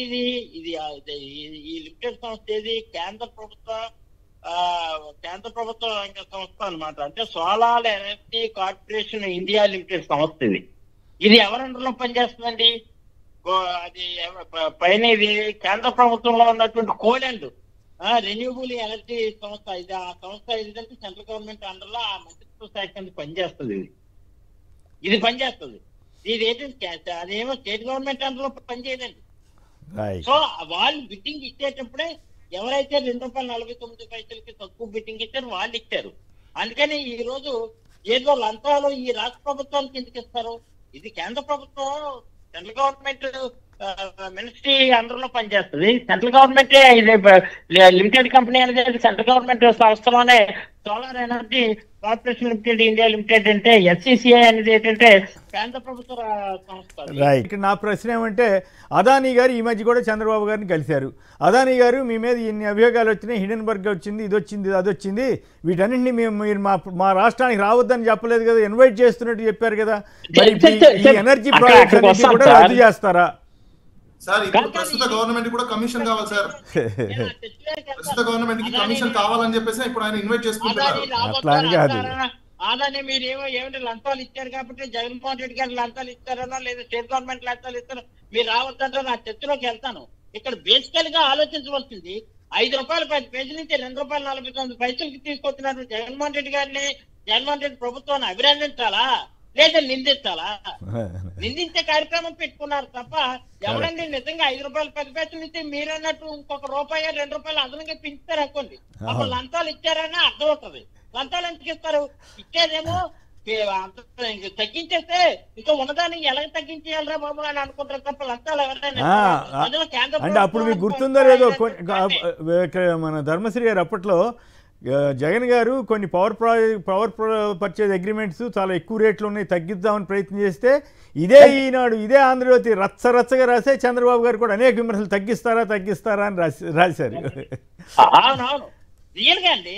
ఎందుకంటే మేమే మా తోడవరం చక్కెర కర్మ గారు ఉందండి, అప్పుడు ఎప్పుడో అగ్రిమెంట్ చేస్తాం ₹2.5 ఒక యూనిట్ ఇది, అక్కడ కోజనరేషన్ ఉంది సార్. అది ₹10 పెంచమంటే పెంచలేదు కోఆపరేటివ్ సంస్థ, అది పెంచడానికి అవ్వదు, ఇంకా తగ్గించేస్తాం ₹50 తగ్గించేస్తాం అని అంటే అంబాబా అంటే రెన్యువల్ ఎలా రైతులకి సొమ్ము ఇవ్వడానికి మళ్ళీ ఇబ్బంది అవుతుంది, పంచదార చూస్తే పడిపోయిందని చెప్పి మేము ఎంత ఫైట్ చేసినా తగ్గించలేదు. అంటే చెప్తున్నా రాష్ట్ర ప్రభుత్వాన్ని ఆదాయాన్ని ఎలా మిగిల్చాలి, రాష్ట్ర ప్రభుత్వాన్ని ఆర్థిక వ్యవస్థ కుళ్ళిపోయినటువంటి ఆర్థిక వ్యవస్థను గాడిలో ఎలా పెట్టాలనేది ఆలోచించేశారు ముఖ్యమంత్రిగా జగన్మోహన్ రెడ్డి గారు. ఈ రోజు ఏంటంటే లంచాలు ఇచ్చే కార్యక్రమం చేయడానికి తప్పు. నిజంగా ఈ సందర్భంగా ఒక మాట అయితే నేను చెప్తున్నానండి, ఎట్టి పరిస్థితుల్లో కూడా అబద్ధాలు ఆడి జగన్మోహన్ రెడ్డి మీద బుర్ర చెల్లే కార్యక్రమానికి శ్రీకారం చుట్టుకున్నారు తప్ప చంద్రబాబు గాని పవన్ కళ్యాణ్ గాని వాళ్ళు చెప్పినటువంటి మాటలు ఎక్కడ సూపర్ ఎందుకు అమలు చేయలేదో మనం అడుగుతామని, ఆ అబద్ధాలు ఆడి అధికారంలోకి వచ్చారు కాబట్టి మేము ఏ చీటింగ్ కేసు పెడతామని, లేదంటే అబద్ధాలు ఆడి ఎంత చేస్తున్నారనేది ప్రజలకు తెలియజేస్తున్నాం. ఏదో ఒక అభియోగం పెట్టేస్తే ఈ టాపిక్స్ అన్ని డైవర్షన్ చేద్దామని డైవర్షన్ పాలిటిక్స్ అంతవరకు ఉపయోగపడదు. రైట్. శ్రీనివాసరావు నందిగామ నుంచి. శ్రీనివాసరావు నమస్కారం, చెప్పండి, మీరు నమ్ముతారా? శ్రీనివాసరావు మాట్లాడండి, నమ్ముతారా మీరు? సార్ నేను ఒక టాపిక్ ఇచ్చిందండి సార్, మా ఎన్టీఆర్ జిల్లా నందిగామండి. 6 నెలల్లో కూడా గవర్నమెంట్ మీద పూర్తి వ్యతిరేకత వచ్చింది సార్, ఏ పథకం లేదు. ఓకే. కారణాలు అనేది ఉన్నట్టు చంద్రబాబు నాయుడు గెలవడానికి కూడా అనేక అబద్ధాలు కారణాలు సార్. అబద్ధాలు నడుపుతున్నారా? సరే, అట్లయితే కారణాలు అనేక ఉన్నట్టు నేను గెలవడానికి కూడా అబద్ధాలు అనేక రకాల అబద్ధాలు. అవును, నిన్న కూడా వీడియోలు వేసి చూపించాం కదా, అప్పుడేమో 3,000 కోట్లని ఇద్దరు పోటీ పడి చెప్పారు, చంద్రబాబు గారు పవన్ కళ్యాణ్ గారు. ఇప్పుడు తీరా చూస్తే పవన్ కళ్యాణ్ గారే 49 కోట్లు వేయటానికి, వాళ్ళు గొడవ చేసిన కారణంగా రంగులు తీయటానికి హైకోర్టు ఆదేశాల మేరకు తీయడానికి ఇంకో 50 కోట్లు అయింది. సో ఈ రకంగా 100 కోట్లకి అయింది. అబద్ధాలు చెప్పడం మరి అది జనం నమ్ముతున్నారా లేదా అనేది వేరే విషయం. రైట్. పెద్దిరెడ్డి గారు గుంటూరు నుంచి. ఫైనల్గా ఒక మాట చెప్పండి, ఇప్పుడు చంద్రబాబు గారి ప్రభుత్వానికి ఎల్లో మీడియా ఇది సలహా ఇస్తుందా, ఈ అదానీని అసలు రానివద్దు, అదానీ ప్రాజెక్టులు బంద్, మోడీ గారి మీద కూడా అవసరమైతే గట్టిగా డిమాండ్ చేద్దాం, భారతదేశంలోకే అదానీ వద్దని చెప్తుందా? మీరు చెప్పిన దాంట్లో ఒక పాయింట్ ఏంటంటే ఆసక్తికరమైంది, జస్టిస్ డిపార్ట్మెంట్ అమెరికాది ట్రంప్ మీద ఈ 4 ఏళ్లలో పెట్టిన కేసులు కానీ అవన్నీ కానీ చూస్తే ఆయన అసలు గెలవడానికే వీల్లేదు, అంత దారుణంగా పెట్టారు. ఆయన జరిమానాలు కూడా కట్టారు, అప్పుడు తిడతనే ఉన్నవాడు మీరు చెప్పినట్లుగా. మరి ఇప్పుడు అలాంటి డిపార్ట్మెంట్ ఇప్పుడు కూడా ఇట్లాంటి కేసులు పెట్టడం ద్వారా ఏం సాధిస్తుంది, వీటిని ఎట్లా నమ్ముతారు జనం? రైట్. రణధీర్ గారు హైదరాబాద్ నుంచి. రణధీర్ గారు నమస్కారం, మాట్లాడండి. కొమ్మినేని గారు గుడ్ మార్నింగ్ సార్. నేను ఒక చిన్న విషయాన్ని గుర్తు చేయాలనుకుంటున్నా సార్. ఆంధ్రప్రదేశ్ లో చంద్రబాబు నాయుడు గారు సీఎం గా ఉన్నప్పుడు లాస్ట్ గవర్నమెంట్ లో 2014 to 19 ఏ ప్రాజెక్టు తీసుకున్నా కూడా అక్కడ తొందరగా చేయడానికి, త్వరగా కంప్లీట్ చేయడానికి ఎస్కలేషన్ పేరుతో రేట్లు పెంచేసేవాళ్ళు సార్. ఉన్న టెండర్ కంటే 24%, 20% అని ఇట్లా ఎస్కలేషన్ చేసి రేట్లు పెంచేవారు. దాన్ని లంచాలు తీసుకోవడానికి అక్కడ అవకాశం ఉంటుంది, కానీ ₹5 10 నుంచి 2.5కి తీసుకొచ్చిన దాంట్లో లంచం తీసుకోవడానికి అవకాశం ఎక్కడ ఉంటుంది సార్? ఇంత దారుణంగా మాట్లాడుతున్నారు. ఇది గుర్తు చేయడానికి కాల్ చేశాను సార్ నేను. ఆ ప్రాజెక్టుల మీద వాళ్ళు ఎస్కలేషన్ పేరుతో తీసుకున్న పెంచిన రేట్ల గురించి మాట్లాడడానికి ఫోన్ చేశాను సార్ నేను. ట్రంప్ గారి మీద ఇన్ని కేసులు పెట్టారు ఈ 4 ఏళ్లలో, ఇప్పుడు అయినా కూడా ఆయన గెలిచి కూర్చున్నాడు. ఇప్పుడు ఏమవుతుంది, ఇటువంటి కేసులు నిలబడతాయా లేదా అసలు? మరి ట్రంప్కి మోడీకి ఉన్న స్నేహం రీత్యా ఈ గొడవలన్నీ వస్తున్నాయో? మీరు ఇందాక చెప్తున్నట్టు లా అన్జస్టిస్ అని పేరు పెట్టారు. ఇప్పుడు ఈ క్రమంలో మోడీ గారిని ఏమనకుండా వీళ్ళు జగన్ గారి మీద రాయటం, మరి మిగతా రాష్ట్రాల ముఖ్యమంత్రుల మీద ఎందుకు రాయట్లేదు? బాలా గారు మాట్లాడండి. నరేంద్ర మోడీకి అలానే ఇప్పుడున్న మన ట్రంప్ కి రిలేషన్స్ ద్వారా ఇలాంటి ప్రాబ్లమ్స్ వస్తున్నాయంటే, వాస్తవంగా నరేంద్ర మోడీ గారికి ట్రంప్ గారికి ఎన్ని సాన్నిహిత్యాలు ఉన్నా కూడా ట్రంప్ యొక్క ఎజెండా ఒకటే అండి. ఎలక్షన్స్ టైంలో ఆయన కూడా రాజనీతి రణనీతి రెండు నేర్చుకున్నారు మన భారతదేశాన్ని చూసి. అంటే రాజకీయాల్లో ఉన్నప్పుడు ఎలాంటి ప్రమాణాలు చేయాలి, రాజకీయాలు అయిపోయి గెలిచిన తర్వాత గవర్నమెంట్ లోకి వచ్చిన తర్వాత ఎలాంటి యాక్షన్స్ చేయాలి అని చెప్పేసి అని ప్రస్తుతం ఉన్న మన ఆంధ్రప్రదేశ్ యొక్క గవర్నమెంట్ ని చూసి ఆయన కూడా కొన్ని నేర్చుకున్నారు సార్. అందుకే ఎలక్షన్స్ టైంలో ఆయన Indians, green card holders, voters ఎవరైతే ఉన్నారో వాళ్ళందరినీ ఆకట్టుకున్నారు. ఇప్పుడు ఆయన టార్గెట్ ఒకటే. నా ఫ్రెండ్, నా మిత్రుడు ఒక అతను అక్కడ యుఎస్ఏ లో ఆ గవర్నమెంట్ కూడా పనిచేసే వ్యక్తి ఒకటి ఉన్నాడు. అతను చెప్పడం ఏంటంటే, ఇప్పుడు ట్రంప్ యొక్క టార్గెట్ ఒకటే, లోకలైజేషన్ ని ప్రమోట్ చేయడము, లోకలైజేషన్స్ కి ఇంపార్టెన్స్ ఇవ్వడము, లోకలైజేషన్స్ ని డెవలప్ చేయడం తప్ప ఇండియన్స్ నుంచి వచ్చిన వాళ్ళని కానీ వేరే కంట్రీస్ నుంచి వచ్చిన వాళ్ళని ఎవరిని కూడా ఉండనివ్వకుండా ఏదో ఒక విధంగా ఈ కంట్రీ నుంచి తరమేయడానికి వాళ్ళు వేసుకుంటున్న ఒక పెద్ద ప్లాన్ లో ఇది కూడా ఒకటండి. ఎందుకంటే ఇప్పుడు ట్రంప్ కి ఒకటే ఒక ఎజెండా, లోకలైజేషన్ అనేది ఎప్పుడైతే ప్రమోట్ చేసుకుంటాడో, ఆయన సక్సెస్ అవుతాడో, ఆయన రేపు కాన్స్టిట్యూషన్ లో కూడా చేంజెస్ తీసుకొచ్చే అవకాశాలు ఉన్నాయని చెప్పేసి చెప్తున్నారు సార్. ఎందుకంటే వాళ్ళకి 2 times మాత్రమే పోటీ చేసే అవకాశాలు ఉన్నాయి ఏ ప్రెసిడెంట్ అయినా. ఇప్పుడు దాన్ని సవరించి అన్ని కంట్రీస్ లో లాగా మనం చూస్తున్నాం, పర్మనెంట్ గా చేసుకోవాలి. ఈవెన్ మన భారతదేశంలో కూడా మనం చూసాము, ఏజ్ ని పెంచుకొని రకరకాల ఏవో ఎక్సర్సైజ్ చేస్తున్నారు. అలానే అమెరికా కూడా ఏంటంటే మినిమం 5 to 6 times ఎవరైనా పోటీ చేసే అవకాశాలు అక్కడ ఏమవుతుందో అది వేరే చర్చ అనుకోండి, అది మళ్ళీ మనం జనరల్ చెప్తున్నాను సార్ మీకు. ఆ సందర్భంలోనే ఇప్పుడు డొనాల్డ్ ట్రంప్ తీసుకునే ప్రతి యాక్షన్ కూడా అగైనెస్ట్ ఆఫ్ ఇండియానే ఉంటాయండి. అగైనెస్ట్ ఇండియా ఉంటాయా? అయితే ఈ ఇష్యూ వేరు. అయితే మీరు చెప్పేది ఇమ్మిగ్రేషన్, ఆ పాలసీస్ వేరు, ఈ ఇష్యూ వేరు కదా. కృష్ణరాజు గారు మీరు చెప్పండి. ఎగ్జాంపుల్ చెప్తున్నాను సార్.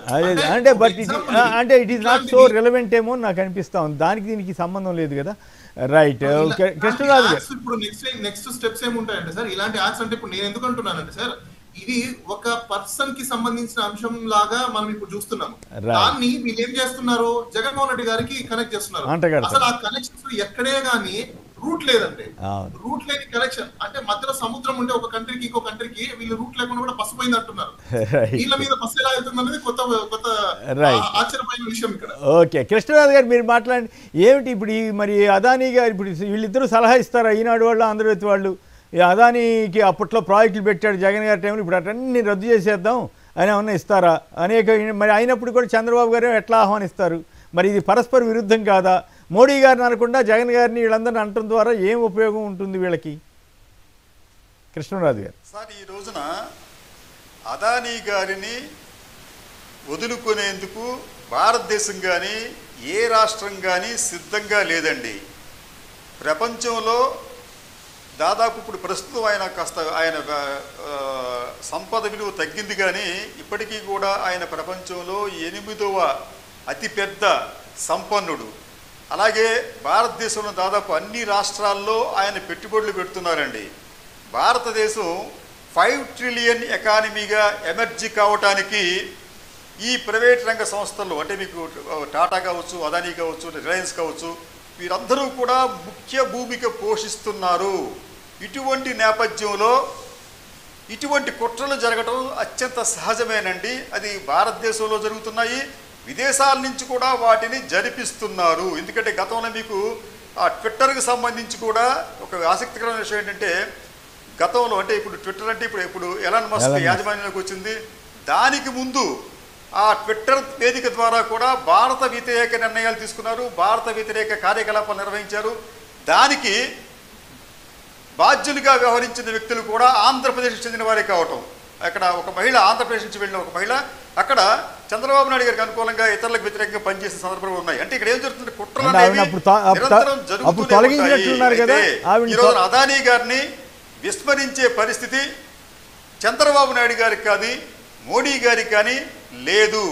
ఈ కేసు అనేది గాలిలో తేలిపోయేదే, తాత్కాలికమైన ఒక ఇరిటేషన్ తప్ప దీనివల్ల భారతదేశానికి కానీ లేకపోతే ఈ సంస్థలకు కానీ ఎటువంటి నష్టం ఉండదు. అదానీ గారి కోలుకోవడానికి కొద్ది టైం పడుతుంది. అలాగే ఈ మీడియా, మీరు చెప్పిన ఒక పక్షానికి చెందిన మీడియా కావచ్చు, లేకపోతే రాష్ట్రంలోని ఎన్డీఏ పాలకులు కావచ్చు, వాళ్ళు కూడా మేము అదానీ ప్రతినిధులు కలుసుకున్నాం, ఇన్ని వేల కోట్ల రూపాయల పెట్టుబడులు వచ్చేస్తున్నాయని చెప్పి గొప్పగా చెప్పుకున్న వాళ్ళే. ఇది ఇప్పటికే అదానీ గారి మీద ఆరోపణలు ఉన్నప్పటికీ కూడా వాటినేమీ పట్టించుకోకుండా మేము వారిని ఆహ్వానిస్తాం, వారి దగ్గర పెద్దగా పెట్టుబడులు వస్తున్నాయని చెప్పి చెప్పుకుంటున్న వ్యక్తులే. ఈ అదానీ గారికి సంబంధించిన ఈ పెద్ద పెద్ద వ్యాపార ప్రకటనలు కూడా ఆయా పత్రికల్లో ప్రచురిస్తున్నారు. కాబట్టి ఏంటంటే ఇదంతా కూడా జగన్మోహన్ రెడ్డి గారి విషయానికి వచ్చినప్పటికీ ఆయన మీద బురద చల్లడానికి ఇటువంటి అంశాలన్నీ కూడా వారు వాడుకుంటున్నట్లుగా కనిపిస్తుంది. మంచి పాయింట్ చెప్పారు కృష్ణరాజు గారు, మంచి పాయింట్ చెప్పారు. నాకు ఇంకో ప్రశ్న ఏమంటే, చంద్రబాబు గారు ధైర్యంగా ఈ ఆరోపణలు అమెరికాలో వచ్చినాయి కాబట్టి అదానీ మీద ఎంక్వైరీ వేస్తాను, జగన్ గారిని కూడా దీంట్లో కలుపుతాను, మోడీ గారు కూడా దీనికి రెస్పాన్సిబుల్ తీసుకుంటారా అనే దాని మీద చంద్రబాబు గారు ధైర్యంగా ఒక ఎంక్వైరీ కమిషన్ వేయచ్చు కదా, అదానీ ఇచ్చాడా లేదా అన్న దాని మీద. అది దాంట్లో ఏమాత్రం నిజం ఉంటే చంద్రబాబు నాయుడు గారికి అంత ధైర్యం లేదని చెప్పి మీకు తెలుసు, నాకు తెలుసు, రాష్ట్ర ప్రజలందరికీ తెలుసండి.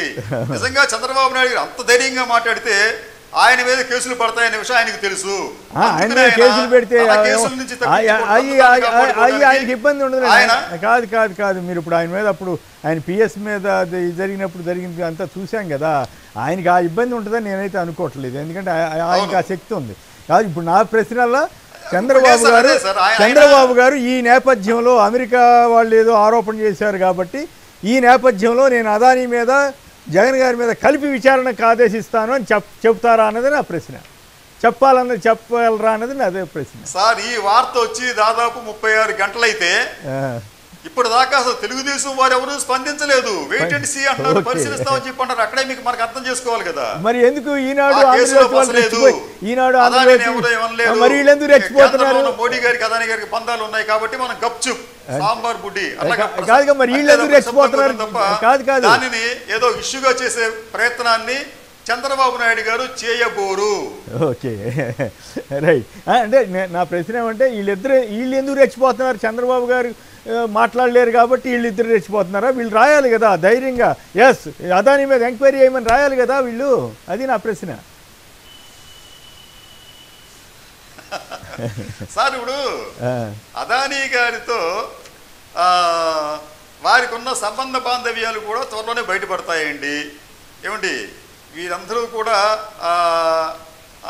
అంటగాగే వ్యక్తులే అటువంటి పారిశ్రామికవేత్తలతో.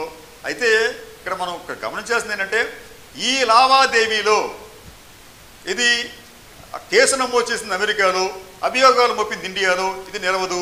ఈ లావాదేవీలో జగన్మోహన్ రెడ్డి గారి పాత్ర ఏమాత్రము లేదు. ఎందుకంటే అది మనం ఇంతకు అనుకున్నట్టు అది ఒక కేంద్ర ప్రభుత్వ సంస్థకు ఒక రాష్ట్ర ప్రభుత్వ సంస్థకు మధ్యన కుదిరిన ఒప్పందమే తప్ప మధ్యలో ఎక్కడ అదానీ నేరుగా ఇక్కడ ఇన్వాల్వ్ కాలేదు. ఎక్కడ కూడా మీకు ఎంఓయూల్లో అదానీ సంస్థలు ఎవరు కూడా సంతకాలు చేయలేదు. అది కూడా మనం గమనించాలండి. కాబట్టి ఏంటంటే ఇది గాలికి ఎగిరిపోయే ఆరోపణలు మాత్రమే. కేసరి గారు, ధర్మశ్రీ గారు చెప్పండి, విశాఖ స్టీల్ మీద నిన్న మంత్రులు మాట్లాడారు. వాళ్ళంతా ఏదో కార్మికులే మారాలన్నట్టుగా కొందరు మాట్లాడినట్లు, అసలు పవన్ కళ్యాణ్ గారు అంత బీభత్సంగా మాట్లాడిన ఆయన ఆ రోజుల్లో నాకు 2 ఎంపీలు ఇవ్వండి చూస్తానని చెప్పి, అది విశాఖ సెంటిమెంట్ అని చంద్రబాబు గారని, ఇప్పుడేమో దానికి అనుగుణంగా మాట్లాడుతున్నట్టు అనిపిస్తుందా? బొత్స గారు నేను గట్టిగా నిలదీశారు, సంక్షిప్తంగా మాట్లాడండి. బొత్స గారు శాసన మండలిలో గట్టిగా ఎల్ఓపి గారు స్ట్రాంగ్ గా అడిగారు. దానికి మరి అడిగినా సరే ఏంటంటే లేదు అమిత్ షాని కలిసాము, మేము ఎట్టి పరిస్థితుల్లో అమిత్ షా కూడా మాట ఇచ్చారు, ప్రైవేటీకరణ చేసే ప్రసక్తి లేదని పవన్ కళ్యాణ్ అక్కడ చెప్పడం జరిగింది. కానీ ఇక్కడ చూస్తే ఏమో టెండర్లో భూములన్నీ కూడా అమ్మకాలు పెట్టేస్తున్నారు. మా ప్లాంట్ దగ్గర ఉన్నటువంటి అమ్మకాలు అయితే మొత్తం స్టీల్ ప్లాంట్ తాలూ భూములన్నీ కూడా అమ్మకాలకి ఇప్పటికే టెండర్ పిలవడం జరిగింది. ఆ భూములన్నీ కూడా సుమారు 2000 ఎకరాల పైన అది అమ్మకాలకి రెడీగా సిద్ధపడ్డారు. అందుకని ప్రైవేటీకరణ ఆపాలనే మా ప్రయత్నం, దానికి మేము పోరాటం చేస్తాం, గట్టిగా మేము నిలదీస్తాము, మేము అడుగుతాం, దయచేసి మీరు ఆపండి. ఎందుకంటే కూటమి సరే ఏంటంటే లేదు అమిత్ షాని కలిసాము, మేము ఎట్టి పరిస్థితుల్లో అమిత్ షా కూడా మాట ఇచ్చారు, ప్రైవేటీకరణ చేసే ప్రసక్తి లేదని పవన్ కళ్యాణ్ అక్కడ చెప్పడం జరిగింది. కానీ ఇక్కడ చూస్తే ఏమో టెండర్లో భూములన్నీ కూడా అమ్మకాలు పెట్టేస్తున్నారు.